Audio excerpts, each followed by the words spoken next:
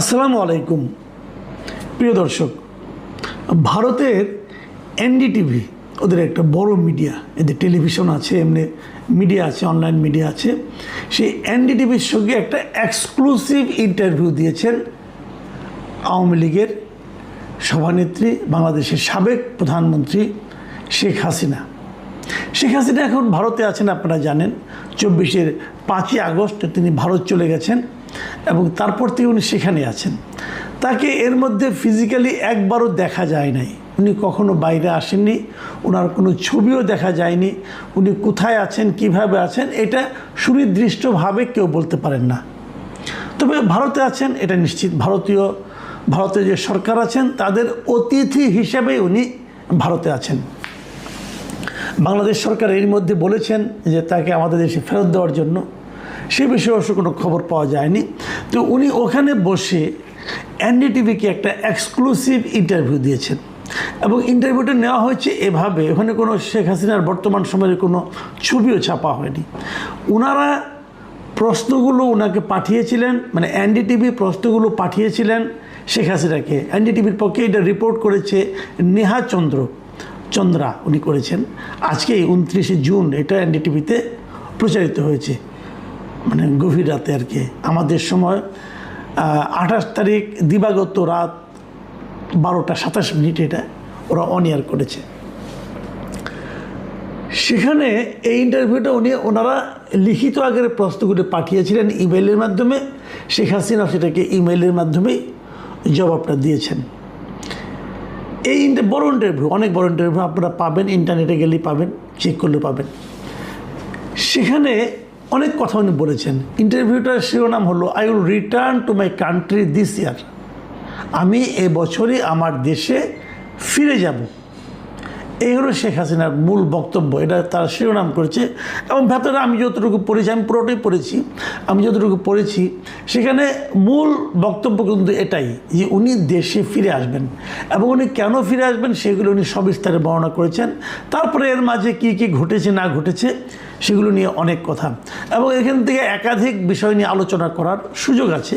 আমি সময় পেলে, আপনাদের আগ্রহ থাকলে হয়তো পরবর্তী সময়ে করব।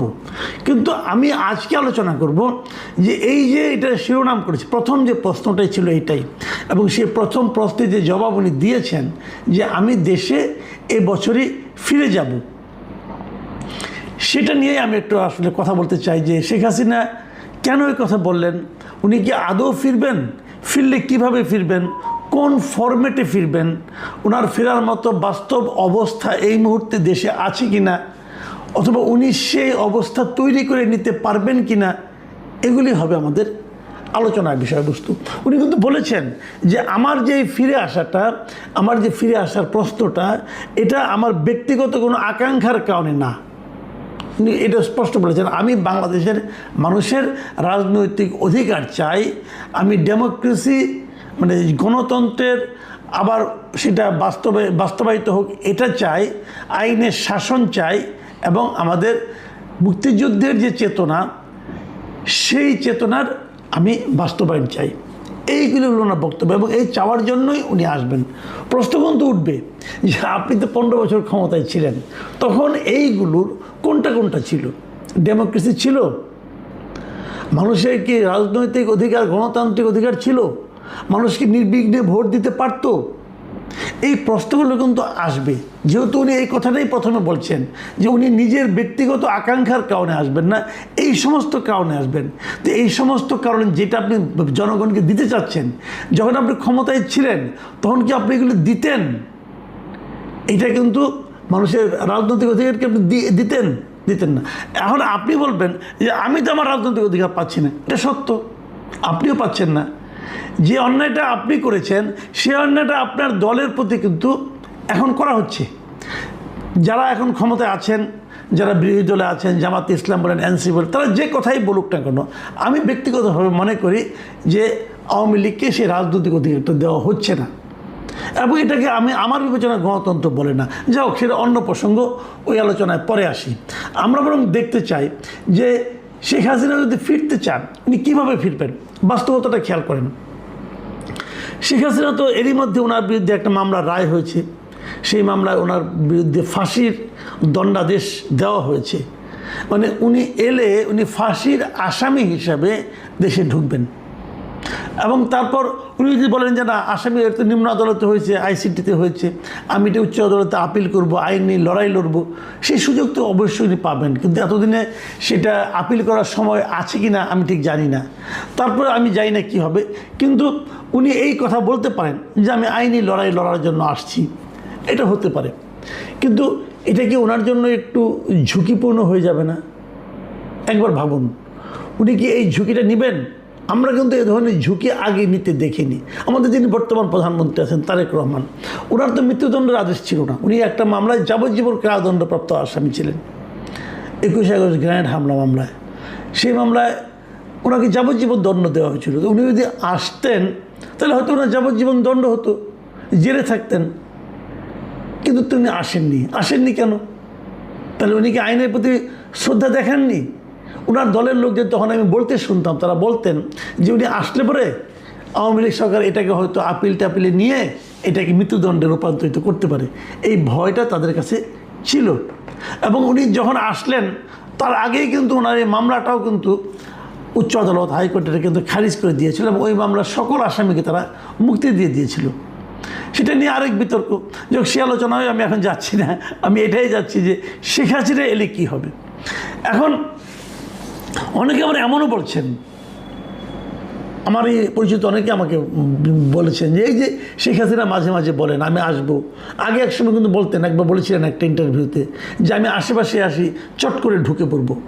সেই চট করে ঢুকে পড়ার পরেও কিন্তু 1 বছরের বেশি সময় পার হয়ে গেছে, এখন ওই চট করে ঢোকাটা ওনার হয়নি।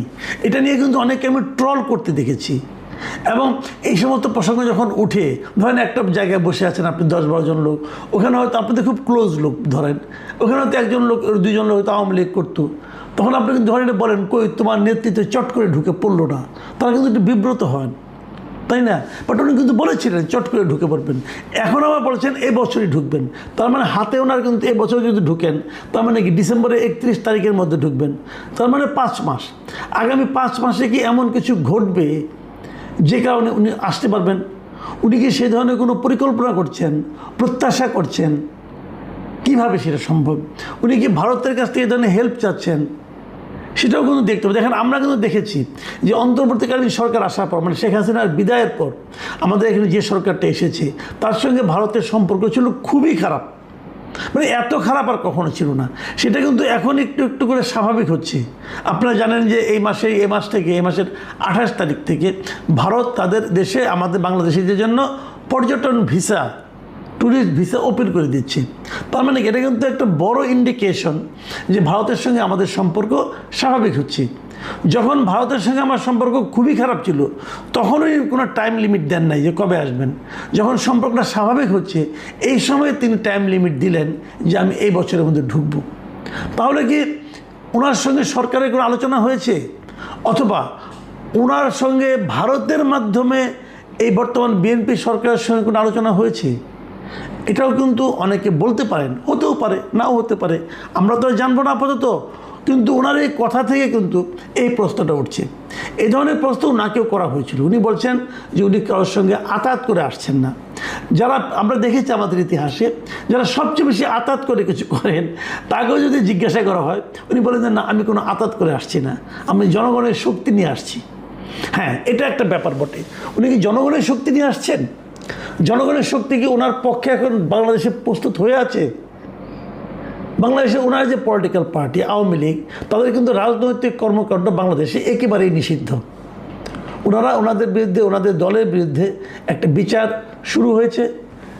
সেই বিচারের রায় কি হবে না হবে আমরা এখনও জানি না। যদি সেই বিচারের রায় না হওয়া পর্যন্ত ওনাদের দলের রাজনৈতিক কর্মকাণ্ড বাংলাদেশে এখন স্থগিত আছে।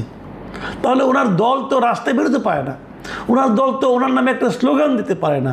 তাহলে উনি যদি আসেন, ধরা যাক উনি প্লেনে করে আসলেন, এয়ারপোর্টে নামলে ওনাকে কে অভ্যর্থনা জানাতে যাবে? কারণ আওয়ামী লীগের লোকজন রাস্তায় তো নামতে পারে না, তাদের তো নামতে দেওয়া হয় না। তাহলে কে আসবে, কে ওনাকে অভ্যর্থনা জানাবেন? আমরা ধরে নিচ্ছি সরকার অভ্যর্থনা জানাবেন, মানে সরকার তাকে ধরে নিয়ে, যেহেতু ওনার বিরুদ্ধে ফাঁসির রায় আছে, ওনাকে নিয়ে তারা জেলে ঢুকাবেন।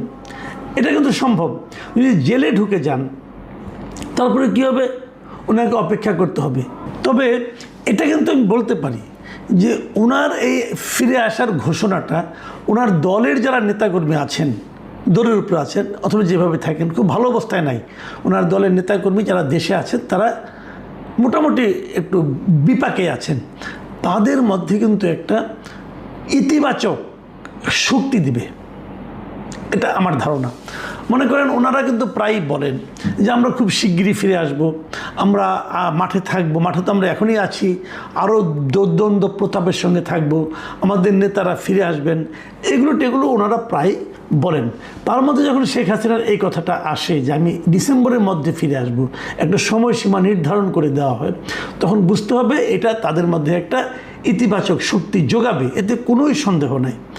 কিন্তু তার একটা নেতিবাচক দিকও আছে। নেতিবাচক দিকে এরকম যে আগেরবার যখন উনি বলেছিলেন যে চট করে ঢুকে পড়বো, তারপরে নামের তালিকা করো, কারা গেলে বাড়ি পুড়িয়েছে তাদের বাড়ি পুড়িয়ে, এই যে কথাগুলি বলেছিলেন, এগুলোর মধ্যে এক ধরনের কিন্তু হঠকারিতা আছে। হঠকারিতা এই কারণে দেশের অনেক যারা নেতাকর্মী আছেন আওয়ামী লীগের, তারা হয়তো এটার উপর বিশ্বাস করে মাঠে নেমে যান, এবং তারা তখন কিন্তু প্রশাসন, সরকার, পুলিশ এদের দ্বারা নানাভাবে ভোগান্তির শিকার হন, দৌড়ের উপর থাকেন। অনেক আওয়ামী লীগের লিডার আছে আমি যাদেরকে চিনি না হয়তো বা, কিন্তু রাস্তাঘাটে দেখা হয়, আমার সঙ্গে দেখা হলে ওনারা এসে পরিচয় দেন, ভাই আমি তো অমুক জায়গার আওয়ামী লীগের লিডার। এরকম হয়তো ঢাকা শহরে অনেকে রিক্সা চালান এমনও দেখেছি। থানা পর্যায়ের আওয়ামী লীগের নেতা ছিলেন মোটামুটি, এখন তারা ঢাকা